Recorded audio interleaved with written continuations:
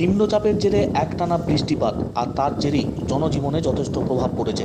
কখনো ভারী বৃষ্টি, কখনো মাঝারি বৃষ্টির জেরে যথেষ্ট সমস্যা তৈরি হয়েছে স্বাভাবিক জীবনযাপনে।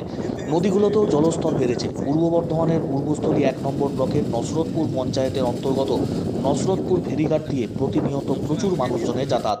ভাগীরথীর জল বেড়েছে এবং ঢেউ বাড়ছে নদীতে। স্বাভাবিকভাবেই যাতায়াতের ক্ষেত্রে সমস্যা তৈরি হচ্ছে ফেরিঘাটে। খারাপ আবহাওয়ার জন্য নদীতে ঢেউ যথেষ্ট এবং ফেরি চলাচলের উপরও প্রভাব পড়তে শুরু করলো।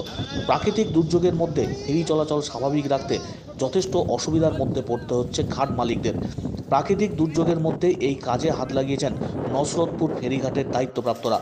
ফেরি চলাচল বন্ধ রাখলে ওপারের মানুষজন এপারে আসতে পারবেন না, তাতে করে অনেক অসুবিধার মধ্যে পড়বেন। তাই এক প্রকার বাধ্য হয়েই জনসাধারণের সুবিধার্থে নৌকা এখনও পর্যন্ত চলাচল হচ্ছে। তবে আবহাওয়ার যে পরিস্থিতি, তাতে ভাগীরথী নদী যদি আরও উত্তাল হয় এবং পরিস্থিতি যদি প্রতিকূলে যায়, তাহলে ফেরি চলাচল বন্ধ করে দেওয়া হবে। তবে আপাতত ফেরি চলাচল এখনও পর্যন্ত চালু রয়েছে। আবহাওয়ার দিকে নজর রাখছেন ফেরিঘাট কর্তৃপক্ষ। তবে আবহাওয়াজনিত সমস্যার কারণে উত্তাল হচ্ছে ক্রমশ ভাগীরথী। এই পরিস্থিতিতে লাইফ জ্যাকেট ছাড়াই নৌকায় করে পারাপার করছেন নদী তীরবর্তী গ্রামের মানুষজন। সমুদ্রগড়ে আসার জন্য নৌকা পারাপার ছাড়া তাদের আসার উপায় নেই, এমনটাই জানা যাচ্ছে।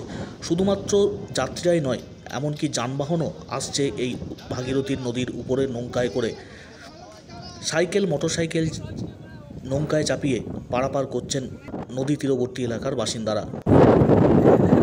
চালাকি বাজ করছি, কোথায় যাবে? ফকিরডাঙ্গা খোলাপাড়ার লোক, হ্যাঁ, ফকিরডাঙ্গা খোলাপাড়া বললো সমুদ্র বাজার ছাড়া তাদের কোনো রাস্তা নেই, তা তো পার করতেই হবে। সমস্যা কিছু নয়, একটু ঢেউ হচ্ছে আর কি।